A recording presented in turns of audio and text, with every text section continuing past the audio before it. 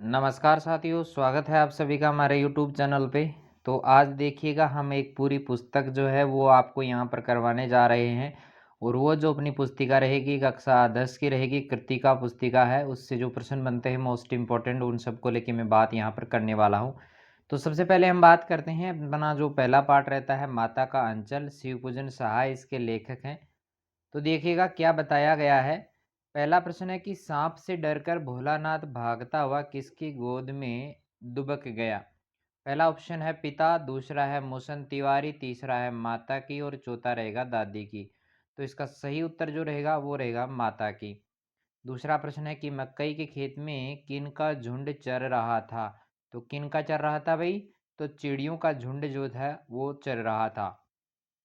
चलिए हमारा यहाँ पे तीसरा सवाल है कि चूहों के बिल में पानी डालने से क्या निकला। क्या निकला था भाई, सांप निकला था। अगला है कि लेखक को उनके पिता क्या कहकर पुकारते थे। तो क्या कह के पुकारते थे, भोलानाथ। अगला सवाल है कि अमोला किसे कहते हैं। अमोला कहते हैं आम का उगता हुआ जो पौधा होता है उसे कहा जाता है अमोला। चलिए हमारा नेक्स्ट सवाल है कि लेखक के पिता किसका पाठ किया करते थे। तो रामायण का पाठ वो किया करते थे। चलिए अगला सवाल है कि रामनामा बही में लेखक के पिताजी कितनी बार राम राम जो है वो लिखा करते थे। तो पिताजी 1000 बार यानी 1000, 1000 बार वो ऐसा लिखते थे। अगला सवाल है कि लेखक की माँ उसे पकड़कर कौन सा तेल उसके सिर में डाल देती थी। तो सरसों का तेल वो डाला करती थी। नौवां सवाल है कि माता का अंचल पाठ में लेखक का वास्तविक नाम क्या था। तो यहाँ पर लेखक का जो वास्तविक नाम था वो था तारकेश्वर नाथ। अगला है कि बच्चे को खाना खिलाने के संबंध में माता का अंचल नामक कहानी में माँ क्या सलाह देती है। तो देखो पिता के साथ भरपेट खाना खा लेता है। भोलानाथ की माँ को वो संतोष नहीं होता और वह उसे और खिलाने का हट करती है। वह अपने पति से कहती भी है कि बच्चों को खिलाना आपको आता नहीं है। वह बहुत छोटे छोटे कौर खिलाते हैं जिससे बच्चे का पेट नहीं भरता और फिर वह स्वयं अपने हाथों से बहला फुसला कर बच्चों को खाना खिलाती है। हमारा नेक्स्ट सवाल है कि मूसन तिवारी को चिढ़ाने का भोलानाथ को क्या परिणाम भोगना पड़ा। तो मूसन तिवारी बूढ़े आदमी थे, उन्हें कम दिखता था। बेजू नाम के दीठ लड़के ने उनको बुढ़वा बेईमान मांगे करेले का चोखा कहकर चिढ़ाया। भोलानाथ और अन्य बच्चे भी उन्हें चिढ़ाने लगे। मूसन तिवारी ने बच्चों को खदेड़ा और फिर वहां गांव की पाठशाला में जा पहुंचे। वहां से 4 लड़के बेजू और भोलानाथ को पकड़ लाने को भेजे गए। बेजू तो भाग गया लेकिन भोलानाथ पकड़े गए और गुरुजी ने उसकी खूब खबर ली। चलिए हमारा नेक्स्ट सवाल, हमारा अगला जो प्रश्न रहेगा कि शहरी जीवन में बच्चों से उनका बचपन छीन लिया है। क्या आप इस कथन से सहमत हैं। अपने विचार आपको बताने हैं इसमें। तो इस कथन में बहुत कुछ सच्चाई है। सभ्यता, शिष्टाचार और शिक्षा के बोझ से बच्चों से बचपन की जो मस्ती है, आज़ादी है या कल्पनाशीलता जिसकी बात करें या रचनात्मकता, कुछ नया करने का जो जुनून है वो लगभग छीन लिया गया है। माता पिता उन पर अपनी इच्छाएं जो है वो लादने लगे हैं। माता पिता बच्चों से बड़ी बड़ी अपेक्षाएं रखते हैं, इसके कारण ये सब कुछ हो रहा है। नेक्स्ट सवाल रहेगा कि माता का अंचल पाठ में बच्चे बारात का जुलूस किस प्रकार निकालते हैं। तो देखो बच्चे क्या करते हैं, टूटी चूहेदानी की पालकी बनाते हैं, कनस्तर को तंबूरा और अमोले को जो है वो शहनाई बनाकर बजाया जाता है। भोलानाथ संबंधी बनता है और बकरे पर वो सवार हो जाता है। बारात दूसरे छोर पर बने चबूतरे तक जाती है। उसे कन्या के घर जो है वो उसे कन्या का जो घर है वो माना जाता है। सभी बच्चे इसमें बाराती बनकर जो है वो सम्मिलित होते हैं। तो ये क्रियाकलाप चलता है। चलिए अगला हमारा यहाँ पे पाठ रहेगा, पाठ नंबर 2 है जॉर्ज पंचम की नाक। कमलेश्वर इसके जो है वो लेखक रहते हैं। पहला प्रश्न है कि जॉर्ज पंचम की नाक पाठ की लेखन विधा है। तो लेखन विधा जो रहेगी वो व्यंग्यात्मक है। जो प्रशासन है, जो उस समय का जो तत्कालीन जो प्रशासन था, तो उसके ऊपर जो है वो व्यंग्य किया है कवि ने। दूसरा सवाल है कि नई दिल्ली में सब कुछ था लेकिन क्या नहीं थी। क्या नहीं थी, नाक नहीं थी। अगला है कि दिल्ली में फौरन हाजिर होने का हुक्म किसे दिया गया था। किसे दिया गया, मूर्तिकार को दिया गया। अगला है कि अंत में मूर्तिकार ने कैसी नाक लगाने का सुझाव दिया था। तो वो थी जिंदा नाक। कौन सी थी भाई, जिंदा नाक थी। चलिए हमारा नेक्स्ट सवाल है कि जॉर्ज पंचम की नाक व्यंग्य में किस विदेशी के भारत आने की चर्चा हो रही है? तो वो कौन थी? रानी एलिजाबेथ। अगला है कि जॉर्ज पंचम की नाक को लेकर सरकारी तंत्र की बदहवासी उसकी किस मानसिकता को दर्शाती है? तो वो है उसकी गुलामी की मानसिकता। अगला सवाल है कि जॉर्ज पंचम की किस स्थान पर स्थित लाट की नाक गायब हो गई थी? तो दिल्ली के इंडिया गेट पर स्थित जो लाट थी उसकी नाक गायब हो गई थी। अगला सवाल है कि एलिजाबेथ के आने पर कौन से शहर का कायापलट होने लगा? तो दिल्ली शहर का जो है वो कायापलट होने लगा था। अगला प्रश्न रहेगा, प्रश्न नंबर 9 है कि मूर्तिकार ने बंगाल में किन किन देशभक्त नेताओं की मूर्तियां देखी? तो बंगाल का अगर पूछा जाए, सभी का याद रखना है वैसे तो। बंगाल का याद रखना है कि गुरुदेव रविंद्रनाथ थे, सुभाष चंद्र बोस थे, राजा राम मोहन राय आदि देशभक्त जो नेता थे, उनकी मूर्तियां उन्होंने देखी थी। अगला सवाल है कि खामोश रहने वालों की ताकत दोनों तरफ थी में क्या व्यंग्य निहित है? तो देखिएगा, कथन में व्यंग्य है कि राजनीतिक जो लोग होते हैं वो अत्यंत चालाक होते हैं, तटस्थ लोगों को भी अपने पक्ष में मानकर अपनी शक्ति वो बढ़ाने का प्रयास करते हैं। अगला सवाल है कि जॉर्ज पंचम की मूर्ति की नाक का न होना सरकारी तंत्र के लिए विकट समस्या क्यों बन गया था? तो भारत के तत्कालीन शासकों में स्वाधीनता के संस्कार नहीं आ सके थे, वे मानसिक गुलामी से अभी तक मुक्त नहीं हो पाए थे, अतः वे चाहते थे कि इंग्लैंड की रानी के सामने कोई ऐसा दृश्य न आए जो उसे बुरा लगे। जॉर्ज पंचम की टूटी नाक को लगवाना उनके लिए एक विकट समस्या जो है वो बन जाती है। इसी प्रकार हमारा 12वां जो सवाल रहेगा कि आपके अनुसार जॉर्ज पंचम की मूर्ति की नाक किसने और क्यों तोड़ी होगी? तो जॉर्ज पंचम की मूर्ति की नाक को तोड़ने वाला कोई भारतीय स्वाभिमानी देशभक्त होगा, जो स्वतंत्र भारत के लिए किसी भी स्वाभिमानी भारतीय की नज़र जब भी इस मूर्ति पर पड़ती होगी, उसके आत्मसम्मान को चोट लगी होगी और इस कारण भारत की गुलामी के प्रतीक जॉर्ज पंचम को देशभक्त युवा ने कुरूप बना डाला। चलिए हमारा नेक्स्ट सवाल रहेगा, 13वें नंबर का सवाल है कि नई दिल्ली में सब था, सिर्फ नाक न थी। इस कथन के माध्यम से लेखक क्या कहना चाहता है? तो इंग्लैंड की रानी के आगमन पर दिल्ली सज संवर कर जो है वो तैयार थी, परंतु जॉर्ज की नाक नहीं थी। लेखक के इस कथन पर परोक्ष का अर्थ हम बात करें, परोक्ष अर्थ अगर देखा जाए तो दिल्ली में सरकारी शानो शौकत तो पूरी थी, किंतु शासकों में आत्मसम्मान की भावना पूरी तरह से नहीं थी। और जॉर्ज की मूर्ति को नाक लगाने के प्रयास में वे भारत की शान को मिट्टी में मिला देने में भी हिचकिचा नहीं रहे हैं, देश की नाक कटवा रहे थे। अतः लेखक ने नाक को अपने व्यंग्य का विषय जो है वो बनाया है। अगला प्रश्न है कि इंग्लैंड की रानी के हिंदुस्तान आगमन पर अखबार क्या क्या छाप रहे थे और रानी के आने के दिन वे चुप क्यों रह गए? दोनों सवाल एक साथ हैं, थोड़ा बड़ा सवाल यहाँ पे बन गया है। ठीक है, देखिएगा कि रानी के आने से पहले अखबारों में रानी की पोशाकों के रंग हैं, उन पर होने वाले खर्च हैं, रानी की जन्मपत्री थी, प्रिंस फिलिप्स के कारनामे थे आदि छपते हैं। नौकर नौकरानियां हैं, बावर्चियां हैं, खानसायों के जो जीवनियां हैं, खानसा में जो है उनकी जीवनियां, यहाँ तक कि जो शाही महल में जो कुत्ते थे उनकी तस्वीरें भी जो है वो छपती थी। लेकिन रानी के आगमन पर सब अखबार चुप थे, क्योंकि देश का आत्मसम्मान लूटने वाले की मूर्ति पर जिंदा व्यक्ति की नाक लगाए जाने की घटना अपमानजनक थी। शायद इसलिए सभी अखबार चुप थे कि जॉर्ज पंचम की मूर्ति पर जिंदा नाक लगाए जाने के प्रति अपना आक्रोश वो प्रकट कर रहे थे, विरोध प्रकट कर रहे थे। चलिए हमारा नेक्स्ट जो पार्ट रहेगा, पार्ट नंबर 3 है, साना साना हाथ जोड़ी मधुका क्रिया, इसकी लेखिका रहेगी। देखिएगा, पहला प्रश्न है कि साना साना हाथ जोड़ी मधु कांकरिया लिखित है एक, क्या है भाई? यात्रा वृतांत है। सेवन सिस्टर्स वाटरफॉल नामक झरना किस नदी पर है भाई? तो ये तीस्ता नदी पर है। सिक्किम के अधिकतर लोग किस धर्म को मानने वाले थे? तो वो थे बौद्ध धर्म को मानने वाले। मन वृंदावन होने का अर्थ क्या है? अत्यधिक प्रसन्न होना, बहुत ज़्यादा खुश हो जाए, बिन के मन वृंदावन हो रहा है। पेपर होने के बाद में आपका भी होगा। अगला है कि गैंगटोक का अर्थ क्या है? गैंगटोक का अर्थ है पहाड़। युमथांग घाटी की क्या विशेषता है भाई? तो ये फूलों की घाटी कहलाती है।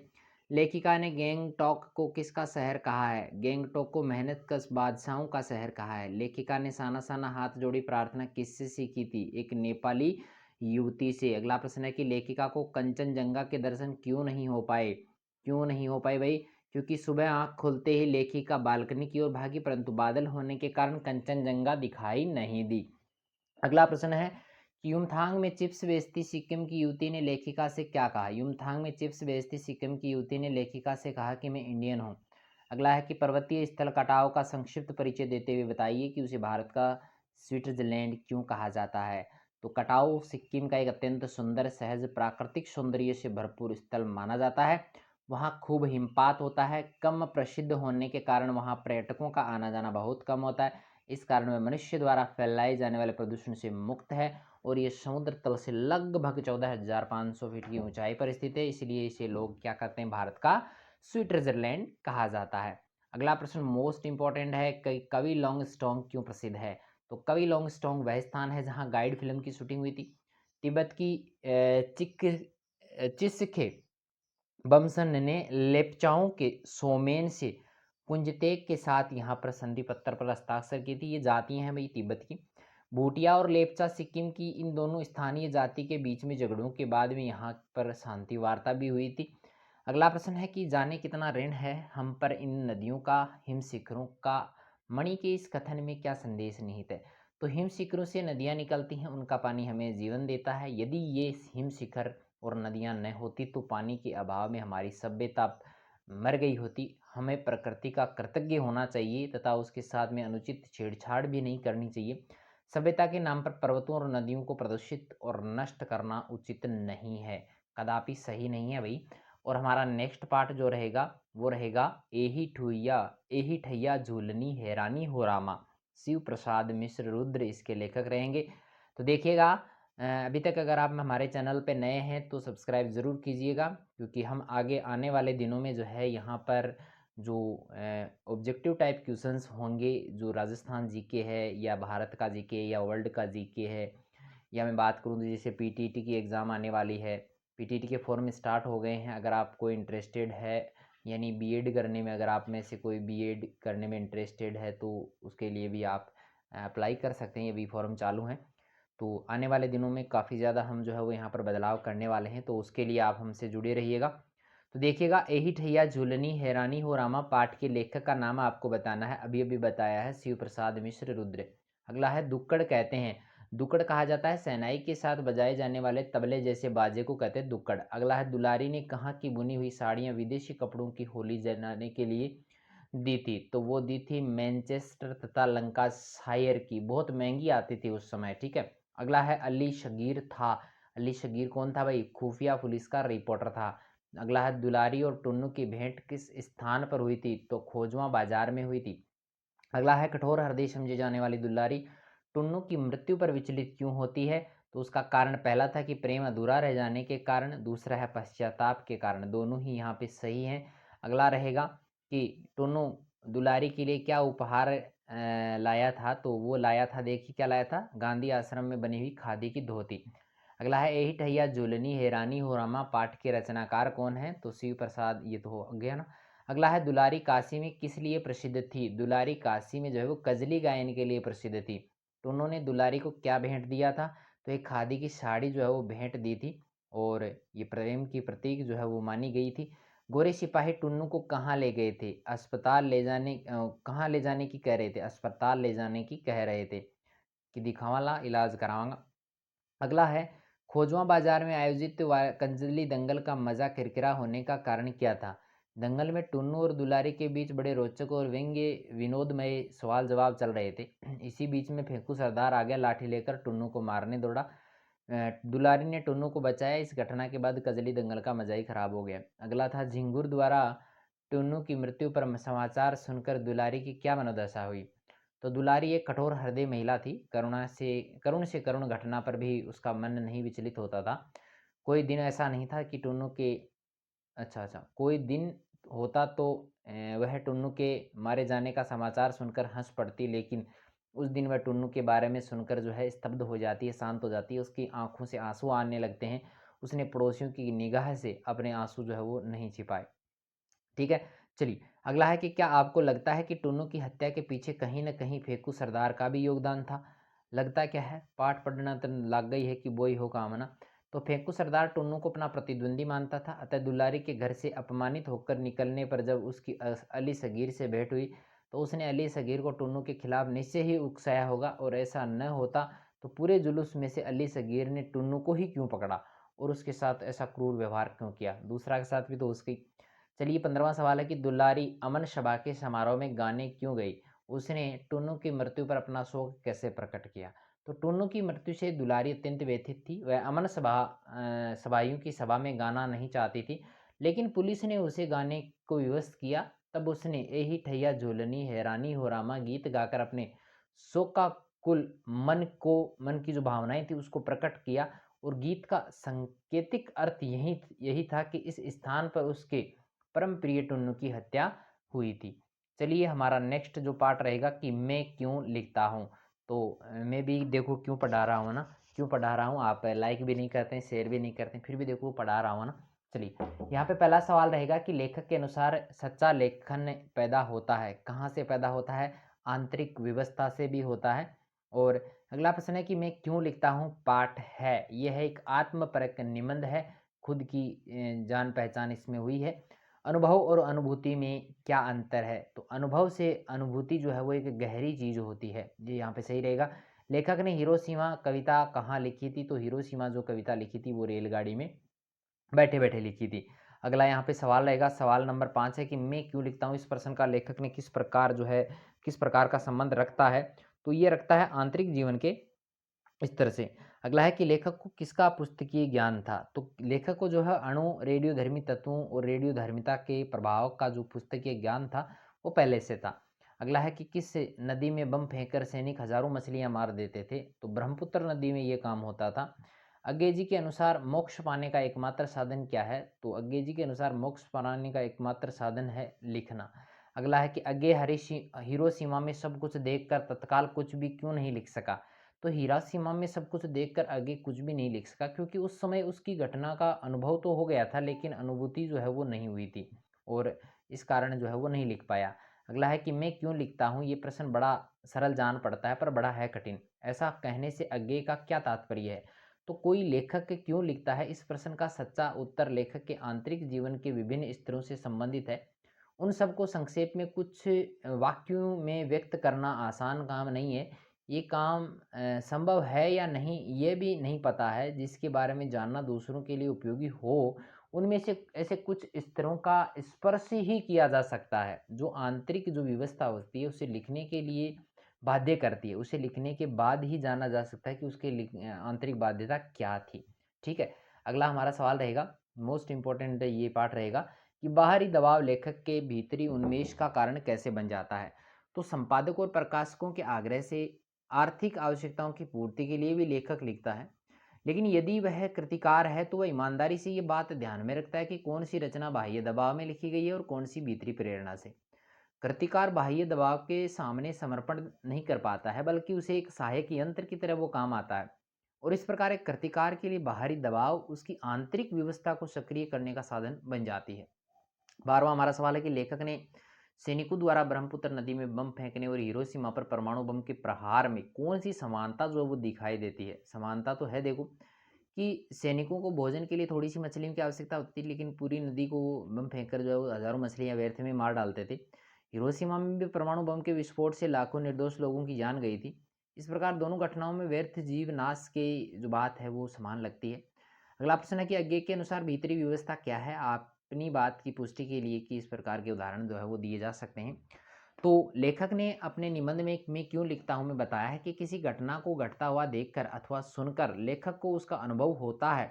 ये अनुभव एक समय बौद्धिक स्तर से हटकर मन की संवेदनाओं में बदल जाता है और जब ये संवेदना उसे अपनी बात कहने के लिए व्यवस्था करती है, इस व्यवस्था से मुक्ति उस विषय में कुछ लिखने के बाद ही मिल सकती है। अपनी बात के प्रमाण स्वरूप लिखने ने लेखक ने अपने हिरोशिमा नामक कविता का जो है उदाहरण भी यहाँ पर दिया है। ठीक है, चलिए ये आप पाठ अपने पूरे हो चुके हैं। फिर भी आपको कोई समस्या हो तो बेझिझक आप कमेंट कीजिएगा। वीडियो को ज़्यादा से ज़्यादा शेयर करना है ताकि और भी बच्चे इसका लाभ उठा सकें। चैनल को सब्सक्राइब जरूर कीजिएगा क्योंकि 10th के बाद में जो भी आप करने वाले हो वो सब कुछ यहाँ पर मिलेगा। जो भी जनरल नॉलेज से रिलेटेड है, जो भी मतलब नई भर्तियों की सूचना है, वो सब कुछ यहाँ पर आपको मिल जाएगा। चलिए मिलते हैं नई वीडियो के साथ में, तब तक के लिए थैंक यू।